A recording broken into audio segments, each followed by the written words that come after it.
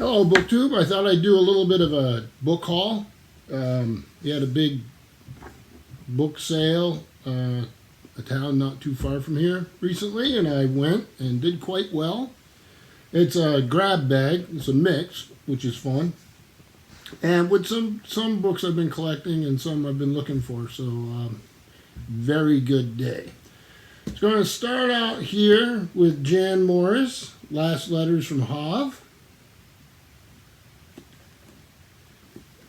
This is a writer I love. I love her travel writing, histories, but this is a sort of an odd volume. This is sort of confused critics when it first came out, intentionally on her part, because it's not it's a novel.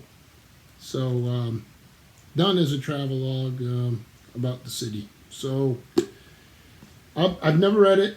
Very interesting to get to, and anything by Jan Morris I would like to own. This next one, Ludovico Ariosto, and the work is Orlando Furioso, and it's a verse translation by David R. Slavitt. This is Harvard Belknap Press. Big old paperback here. Another one I've read parts of, excerpts from, usually in anthologies for school. For college, and I'm looking forward to reading this. I don't believe this is entirely, it's generous selections from this longest of all major European poems. So even this isn't the whole thing. You see the size of the print here. So don't know if I'll ever get around to the entire thing. And a lot of you know I really like maritime history, maritime fiction, all that sort of thing. This is The Last Sail Down East, not one I was familiar with, a little dinged up on the dust jacket, but that's fine with me. And Down East would be the Coast of Maine. This thing is by Giles M.S. Todd, Bart Berry Publishers out of Berry, Mass., 1965. The thing I liked hearing here was he gives a thank you to Charles F. Chapman, longtime editor of Motorboating Magazine, who's also, you see those big, they used to be blue, but big giant, they used to come out every year or two, Chapman's Modern Seamanship, or I believe that was the name of it. I have several copies. And he also talks in here, so I was really glad to find this, about, see if I can find it here. Oh, well, this is an introduction by Muir Whitehall. But they talk about Lincoln Cold Cord. Yeah, here we go. Any of you have read Wanderer by Sterling Hayden? There's an interesting visit from Sterling Hayden to Lincoln Cold Cord. And I worked on the archives of Lincoln Cold Cord. So I was thrilled to find it in here, something I'm familiar with and looking forward to. This next one, Necronomicon, H.P. Lovecraft, and it's the best weird tales of H.P. Lovecraft. Here's a map. And it's in this, all sorts of stuff here. It's in this Gollancz London volume, commemorative edition, and it goes with the Robert Howard Conan I have in a faux leather one of these. This is made to look like the same, but it's just paper. And that Conan has been through the libraries of a couple of well-known booktubers, Steve Donahue and Jason Harrigan, and now, because of that association, obviously I treasure it even more. So it sits in my little porch office. This next one here, I've noticed in New York Review of Books is doing a lot with William Gattis, and I saw this and I had to grab it. This is The Letters of Gattis, William Gattis, edited by Steve Moore and afterwards by Sarah Gattis. And let's see, when did this originate? So this is 2013, 2023, The State of William Gattis. So they're his letters. They do have photographs, really looking forward to this. So I'm glad to see they're doing this kind of thing. This next one's a famous old book, and I'm glad to have a copy now. My dust jacket on this isn't in too bad a shape. A little dirty, but I can clean it up. And that's 50 Years, being a retrospective collection of the novels, novellas, tales, drama, poetry, and reportage, and essays, whether literary, musical, contemplative, historical, biographical, argumentative, or gastronomical. How you like that title? Clifton Fatiman, Boar's Eye Books, 1915 to 1965. This is a treat. I'm going to hold this up here. If you want to put your video on hold just to see who's there, feel free, obviously. So it's Boar's Eye Books, which is a fascinating publisher. Let me see. So, and this is Blanche Knopf. And something fell out. Oh, bookmark. Must have been a bookmark in it. Caricature of Clarence Day. So, this will go in my book about books. And just thrilled to have it. I may dip in and out here quicker than I expected because I'm. Oh, here's something. Max Beerbaum section.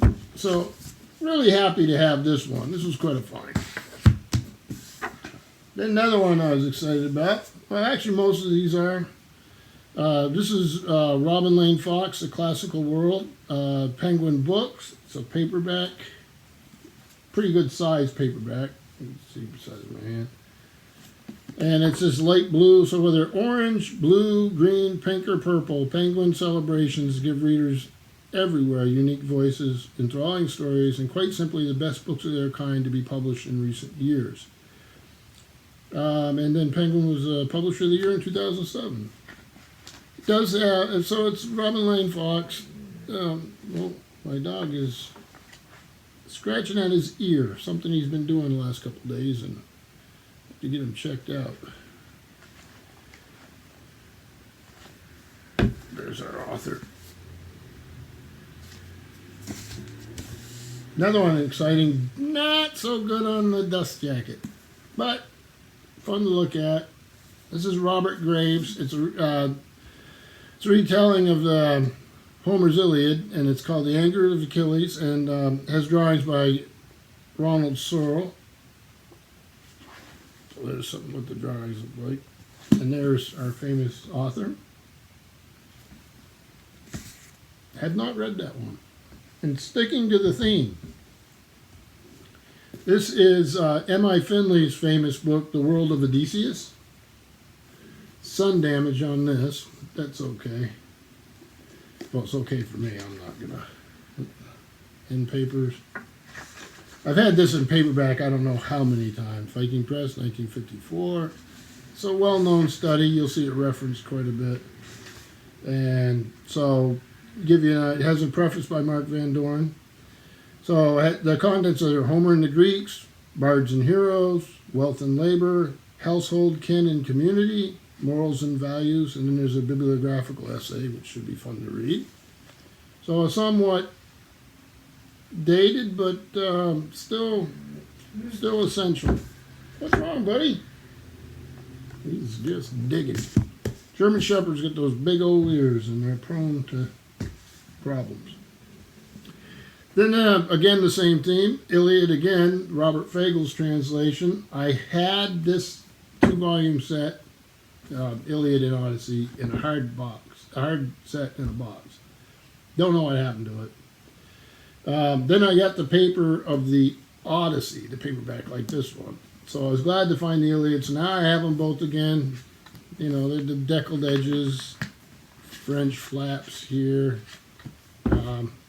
Good volumes. I have several translations of both books, but glad to have this one.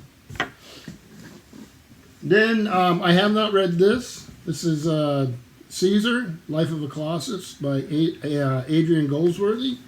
I showed this on my Instagram channel, Yale University Press. And I had a comment, from a person who knows the book, said it's really, really good. So I'm looking forward to it. This came out in 2006. So this is one I'll get to pretty quick. Then one I won't be reading anytime soon because I've read it I don't even know how many times, and I needed a copy. I've actually interlibrary loaned this many times. This is Farley Mullings' West Viking, the Ancient Norse in Greenland and North America. The dust jacket's a little loose and dinged up, and papers. And this is his study of the movement of the Vikings into the Americas and his theories and all that. So anything to do with Vikings. I mean, they're doing SAG along right now. You ought to check the hashtag. I'm following along. I can't read it this year. I'm just too busy, but always loved SAG along, and not to be missed. This one here is a little more specialized. This is Karl Bart, Letters, 1961 to 68, the great Protestant theologian, famous for his Church Dogmatics and other books, multi-volume Church Dogmatics. I've read quite a bit of Bart, so I was glad to find the letters. I've never read these, so happy to have that. Still more. This Ellis Peters, it's called The Benediction of Brother Cadfael, includes 2 novels. It has The Morbid Taste for Bones and One Corpse Too Many. Ellis Peters' Brother Cadfael is something I really enjoy. Sir Derek Jacobi did the television series. This is an oversized of the first 2 volumes. And I've had them in paperback, I don't know how many times. Let me see here, give you an idea why this is so much fun. This is getting the deluxe treatment, so I was happy to find it. Wonderful mysteries, historic mysteries if you're interested. Then we'll get into a little more collectible things. I've only got a few. So those of you who like Jane Austen, you know behind me I have folio societies. This is a folio society. This is Jane Austen's Letters. This is actually a silk binding. I don't know how much you can see. It's obvious when you to the touch. Slipcase. Collected and edited by Deirdre LaFay, 2003. Glad to have this. I have a paperback. Oxford, I think it was Oxford, did the Oxford Classics did the paperback selected letters, and but this is of a different caliber than what I have.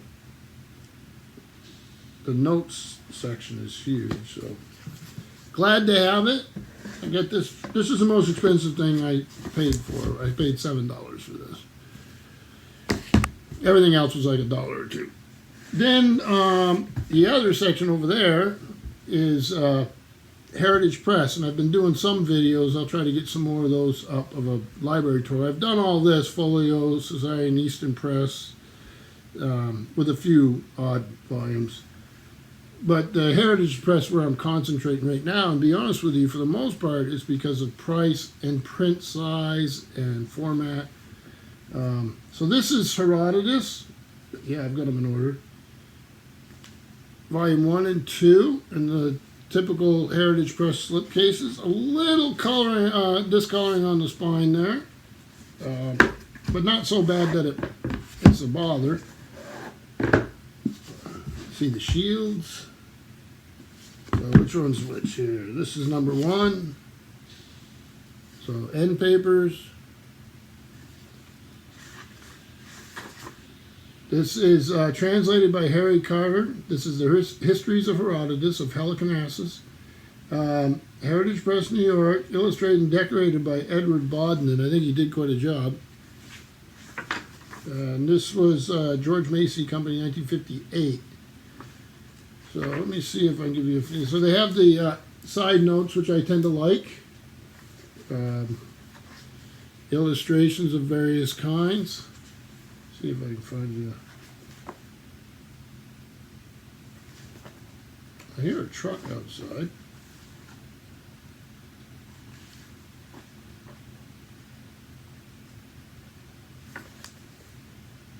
So both volumes very similar. Totally, I don't know if they have a. Let me check.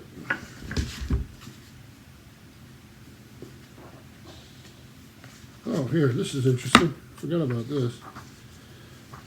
They got a tip-in map,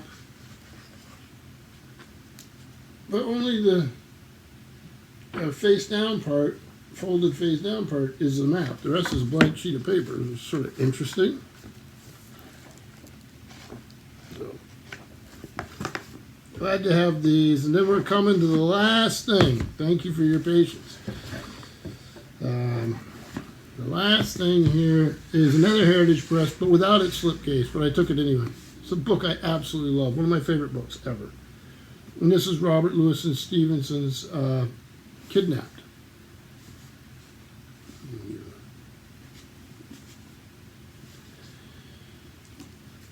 And there's the end papers. Let's see if they're the same in the back. Yep. New York Heritage Press. This is illustrated with wood engravings by Hans Alexander Mueller, with an introduction by Christopher Morley. Morley was a famous bookman, and he was well known for two fictional accounts of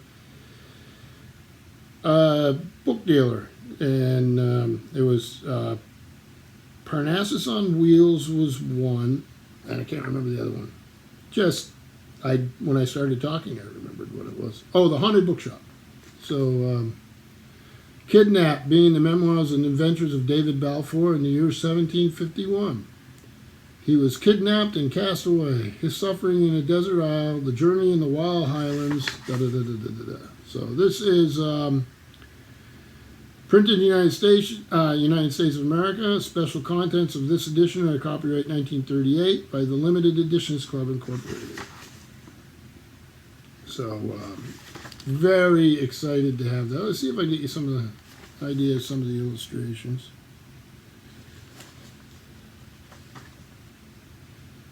Yeah, like I say, more than happy to have this. It'll go there. There are a few Heritage Press that I don't have slipcases for. They tend to get damaged, especially if they're treated roughly. They tend to crack or break.